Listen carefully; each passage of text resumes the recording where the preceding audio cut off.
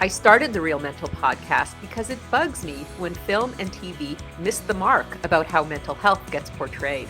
Real Mental is a podcast where a film loving psychiatrist, that's me, talks to a film critic to help people figure out their lives by getting to the truth about mental health in the movies. Welcome, Linda Cook, to the Ruthless Compassion / Real Mental podcast, as we are just about to launch the latter, but we are still under the auspices of the former. Thank you. I'm glad to be a transition for you. So, before we get into the movie today, which is 1001, maybe you could tell the listeners a little bit about who you are and what you do.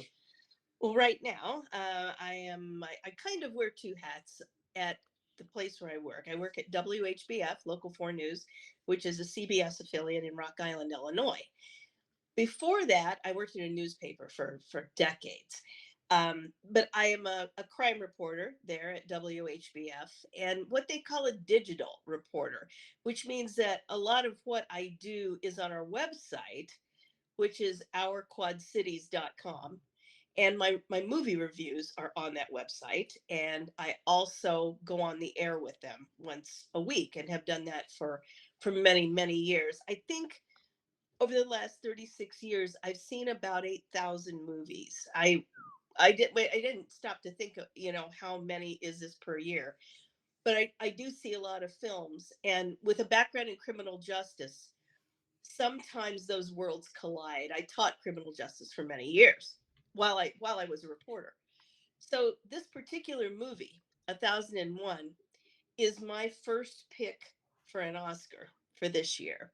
It appeals to me on so many levels. I have known so many people like the characters in this movie. It was very real to me. And I just want to thank you for giving this movie, creating some awareness, because a lot of people have not heard of this movie, but everybody has heard of Super Mario Brothers. It's funny because as soon as I saw the trailer, I was, there for another movie and I saw the trailer and I turned to my friend and I said, "Do you want to go see this?" And she went, "Yeah, yeah." So we were like really keen to see it because it looked so moving, and it was.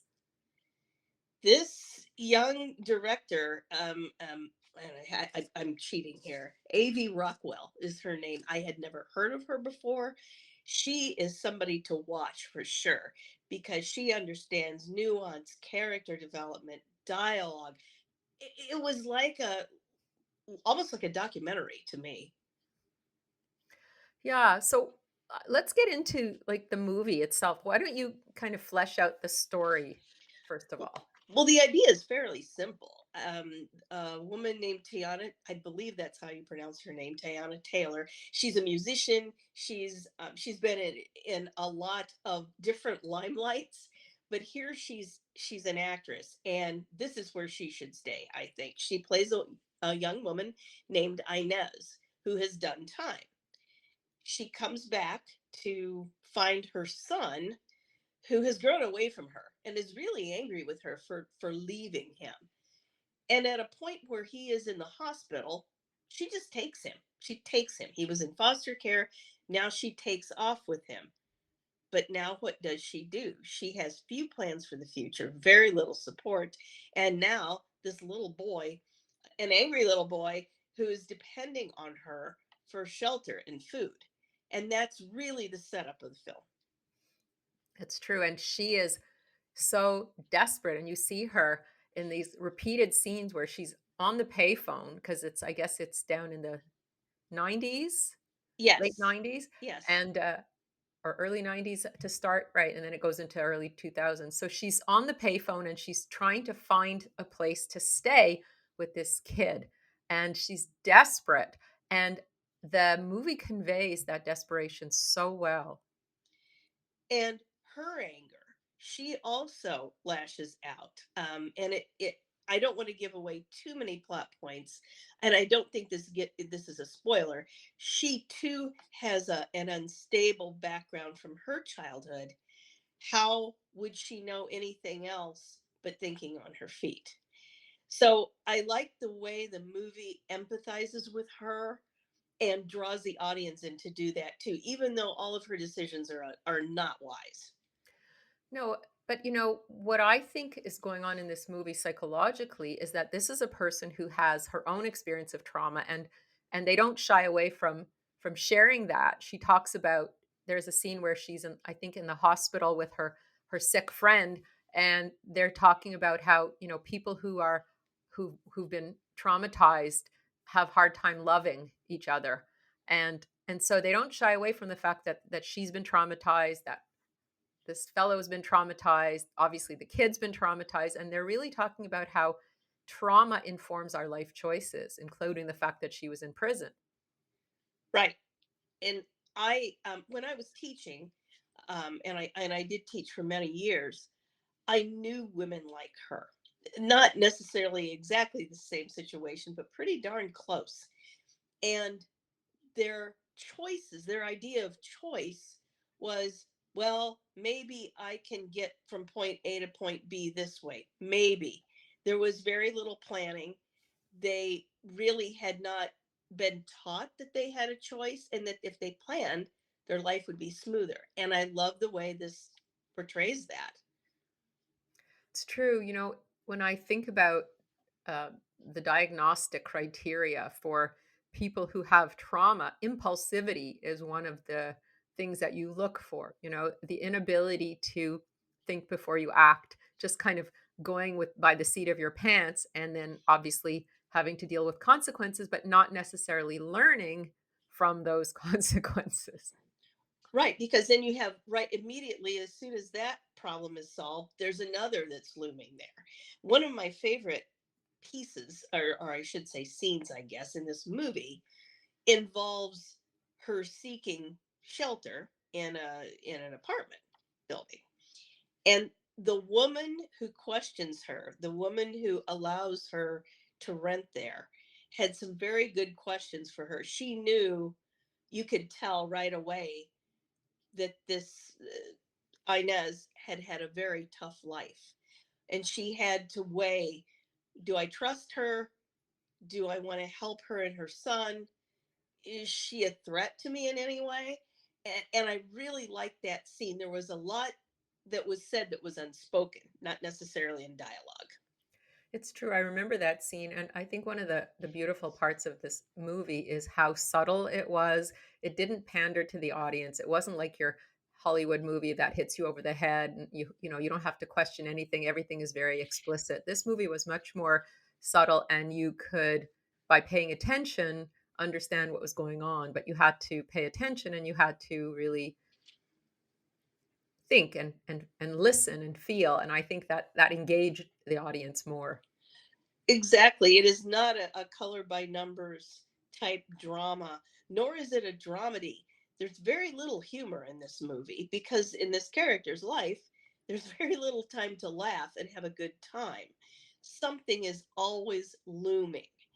And I love the way it portrayed the events of her life because those happen out on a stoop. It's not at some event center, it's not in a church or a hall. Everything happens out on the stoop, whether it's a death, whether it's a wedding, whether it's a family moment. Everything is public. And I thought that was really interesting. Yeah, they really lived in the city, on the street with the community. Hmm. Oh, there was a character who I really loved in the movie, and his name was Lucky, which I found so ironic because, again, they didn't make it explicit, but he alluded to the fact that he was called Lucky because he had such a string of bad luck. And I thought that was, very poignant. And of course, his bad luck continued through the movie, but he had a choice to make, and I think he had a little bit more of an opportunity to sit and think about it, and to go away and to come back. He had the choice: is he going to, throw in his lot with this family, or is he going to go off on his own? And he decided to join this woman and her kid and be a family. And they did that for a while it was possible. And there was a scene when they were getting married, and how this little boy was upset, and he was so sensitive, and he came up to the young boy and he said, listen, it doesn't mean that you're going to be left out. I know you feel like you're losing your mom, but you're actually gaining me. And that was such a beautiful scene. That was like one of those scenes where you just want to cry because this man, as damaged as he was, as messed up, all the bad choices he made, there was still this capacity for compassion. And I think that sometimes people who are wounded have this depth of compassion because they know what it's like to suffer. And he could see this kid's pain, like he could identify. Exactly. And then they took it a step further, and as we see the boy become a young man, a teenager, and the things that Lucky taught him or even said sort of in passing became the Bible for his life. And it's so true. We forget one or two sentences might stick with someone young for the rest of their lives. Um, as a criminologist and as someone who has been in, I've been in many jails and prisons and written a lot about crime and interviewed people who are experts on crime, we forget how important those adult figures are. And especially when we had them all our lives. I had a mom and a dad all my life. I was never um, afraid that I wouldn't have enough to eat or a place to sleep. And what they said sticks with me, of course. But even those moments that you share with somebody, it might not be but a week or maybe an hour, and that wisdom from Lucky stayed with this young man. I love that. Yeah, he was an incredible father figure for everything he had gone through. He was an incredible father figure, and he really he made a difference in this kid's life for sure. And Inez really wanted to create this family, something that she hadn't had, something that Lucky hadn't had, and something that her son hadn't had.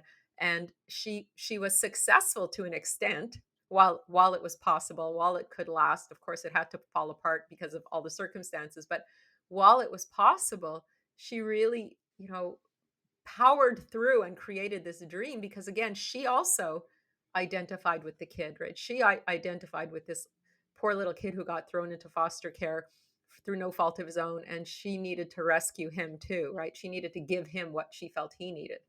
Right. And her choices are always, they're heartbreaking because they're not very good ones. She can have X, Y, or Z, right? A, B, or C, but they're not the choices that would be provided to somebody outside of her situation. So we see how defeated she is at every turn, and we feel for her. Right, and things just kept getting, more and more challenging for her, and her options got more and more limited. But man, what a fighter, and how much she loved this kid, right? And Yes. what she wouldn't have done for him. And she refused to lose her dignity. She always refused to lose her dignity. I like that. She took a pride in herself and in her son simultaneously. So when I'm thinking about, like mental health, and of course it's not just mental health, here it's the intersection of poverty and racism, and a certain time in New York City where they were on one hand cracking down on so-called crime, but on the other hand there were these slum landlords who were getting away with murder, white slum landlords. So this movie doesn't just portray mental health issues, it really portrays a whole societal era, this whole era in a certain place at a certain time where things were very, very difficult for this group of people. Well, they're not much better today, I shouldn't say, but I feel like in terms of the mental health, which is what I'm here to comment on, I feel like they really got it right. Like they really portrayed, and I'm not sure how they knew, so well how to portray it, but they really portrayed the nuances of somebody who had profound damage, but also a core of strength and determination and persistence. So she was both broken and a warrior at the same time. Oh, that's lovely. Really, I like that thought. You're right. You're absolutely right. When the gentrification came into you have this big apartment building, and suddenly gentrification rears its head, and I thought, oh, this will be a relief for her. How nice this will be. Her surroundings will be better and she'll move into a different kind of situation. And I've never been so wrong. Never been so wrong.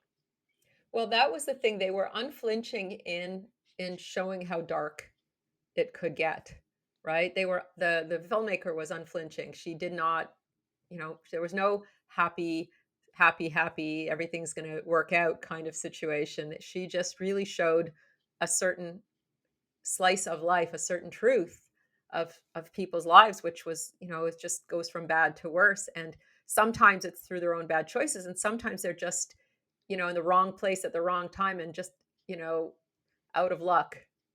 Right. And that's what happens here. And you can see the stress. And I think this actress is so wonderful who plays Inez. You can see the stress in the way she moves, the way she carries herself as things start to unravel in her environment.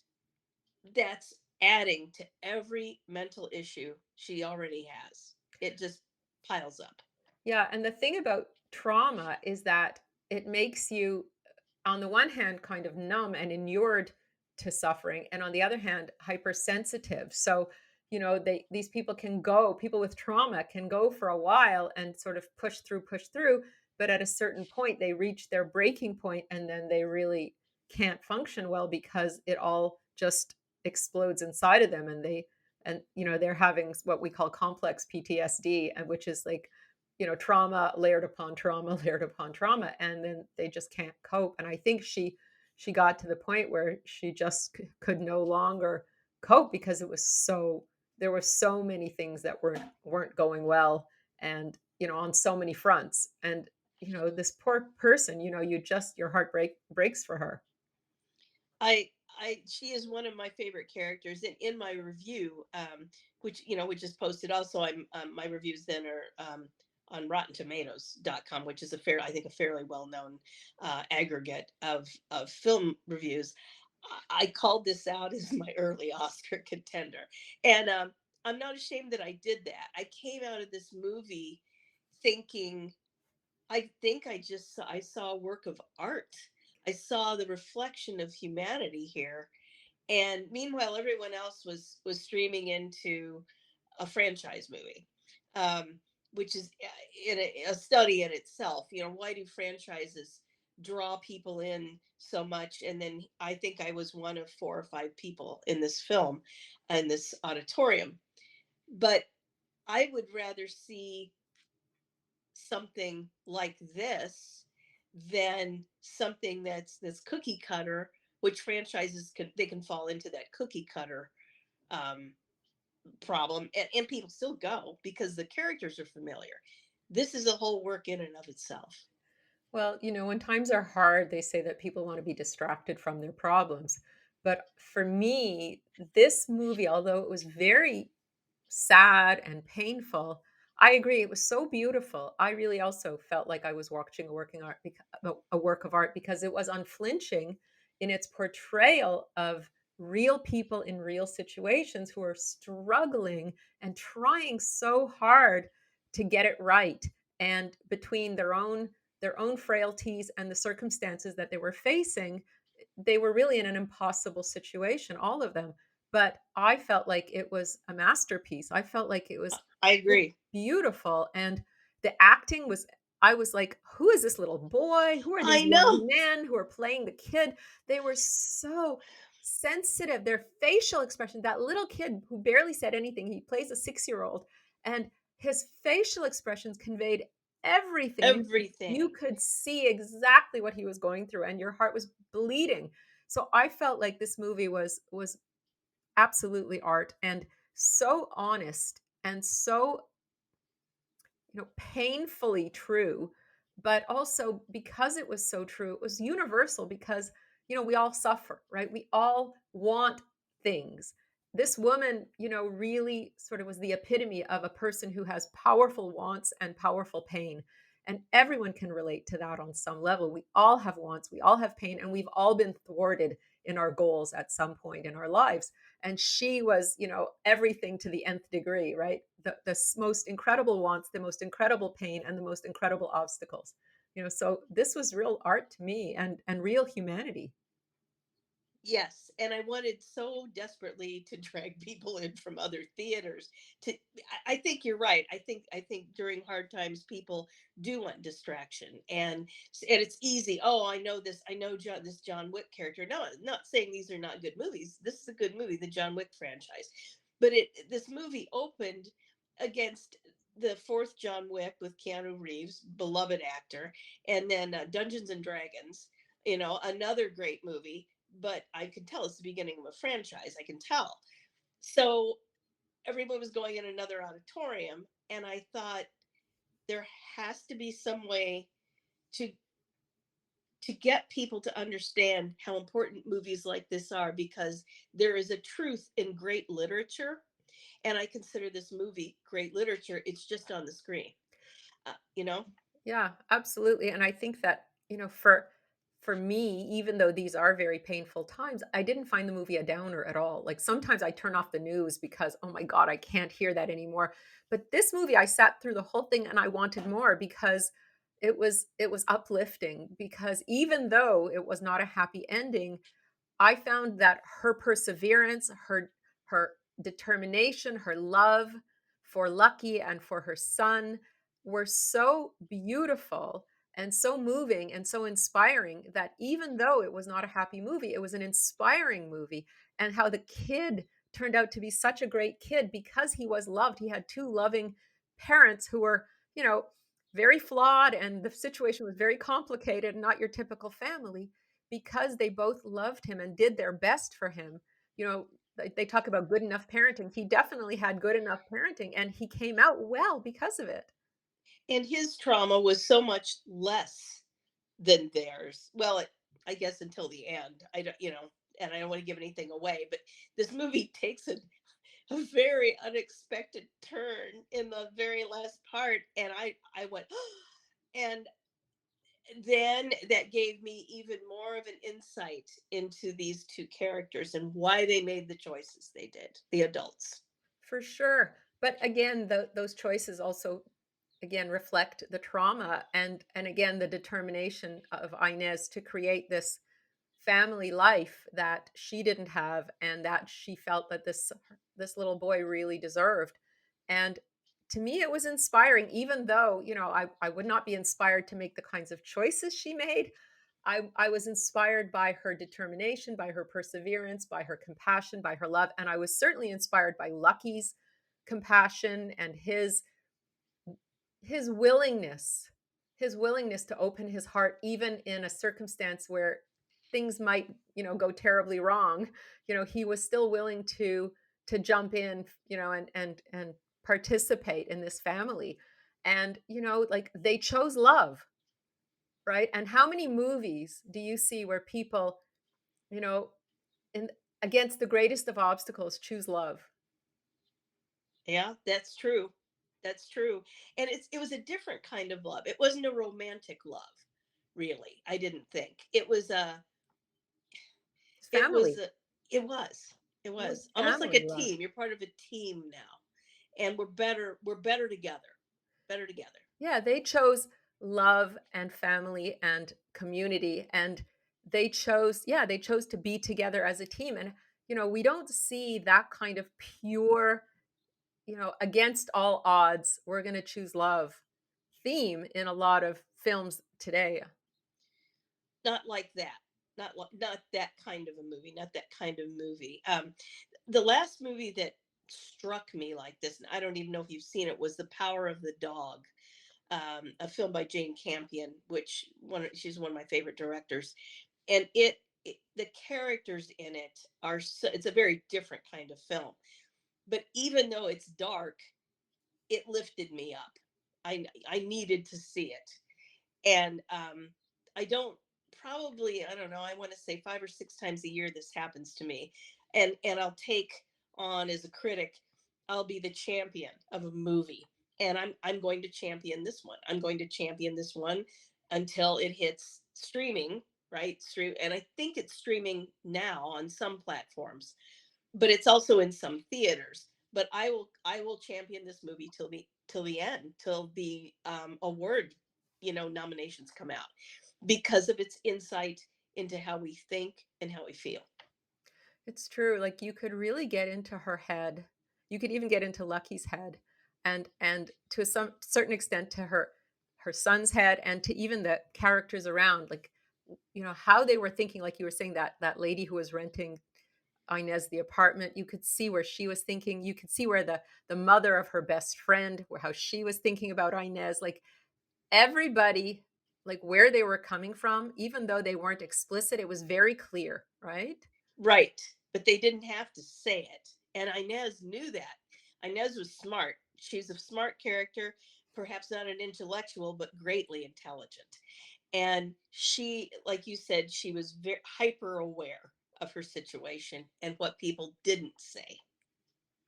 Yeah, and as art, it's it's powerful to be more subtle because then it draws the viewer in. It draws the audience in, and the audience has to, meet the film halfway. And I think another reason why a lot of these franchise films do well is because they don't have to work that hard. The audience doesn't have to work that hard. They don't have to No, think too much. They don't have to. They just sit back and consume.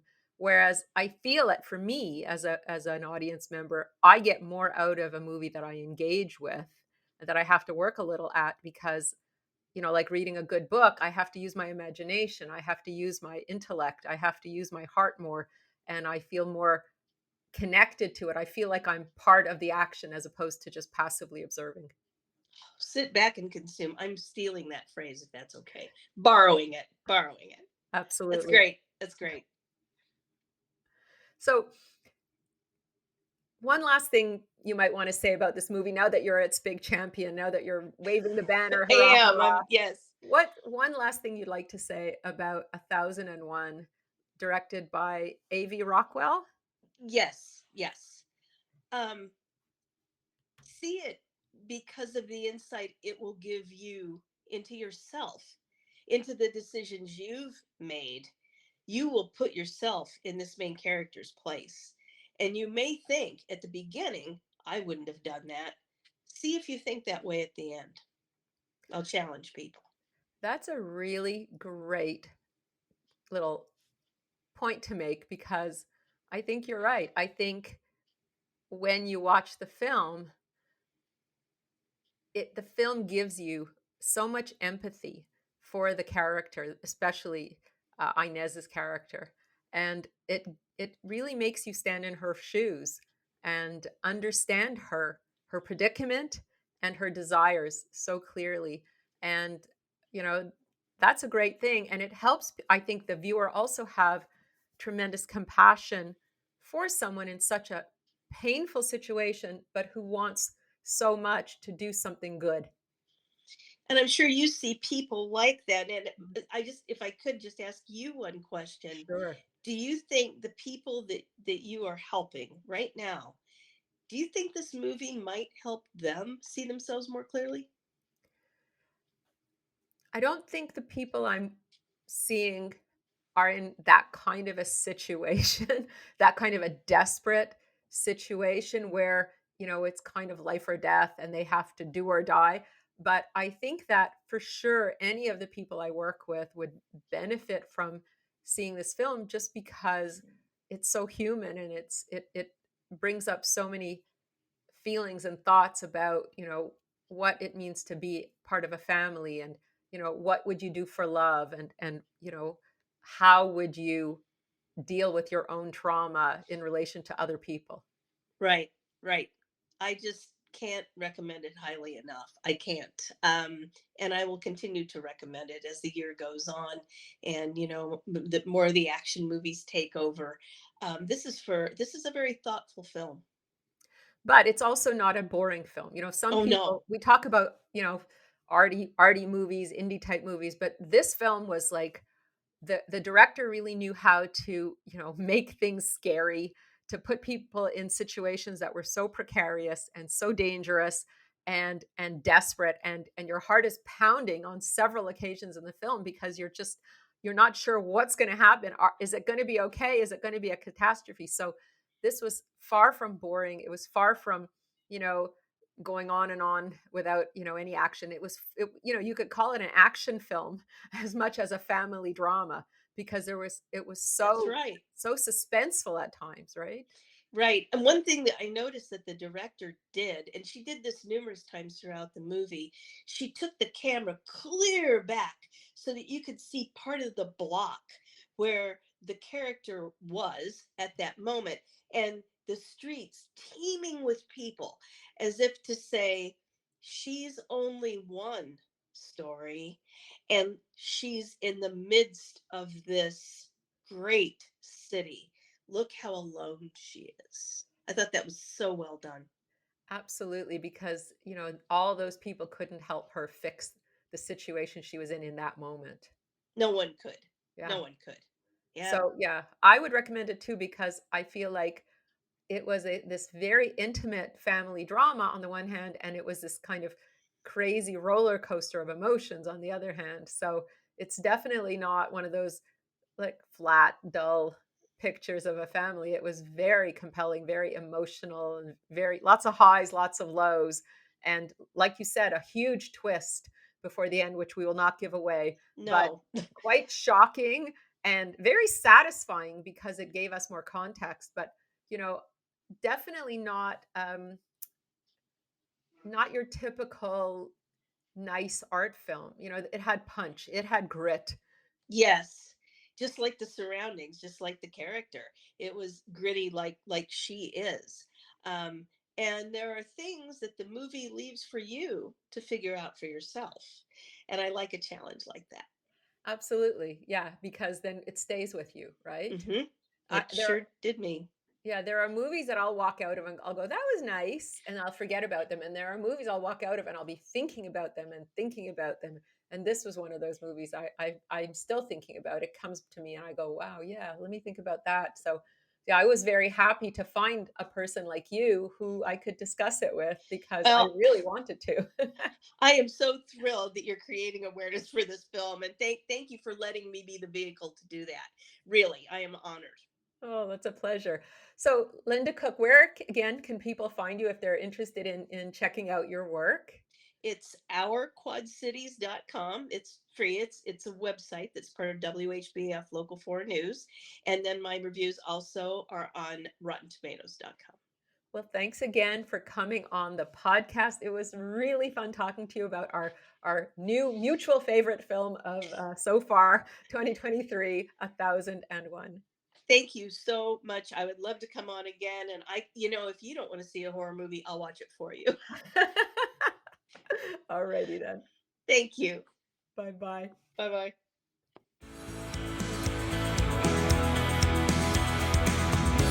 This is Dr. Marcia Sirota. Thanks for listening to the Real Mental Podcast. Please leave a review and your comments wherever you listen to podcasts. And don't forget to sign up for my free newsletter at marciasirotamd.com. While you're at it, why not check out my Ruthless Compassion podcast with over 140 episodes and counting? And if you have any ideas for guests for either Real Mental or Ruthless Compassion podcasts, please email us at info@marciasirotamd.com. Happy listening!